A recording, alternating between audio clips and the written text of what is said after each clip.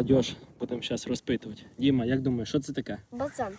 Фазан. А що він тут робив? Купався. Купався, правильно. Це він купається, щоб очистити себе від блох, які кусають його. Поняв? Поняв. Він тут у пиляки купається. Отако крилишками. І тако робить. І пір'я в нього залазить така пиль.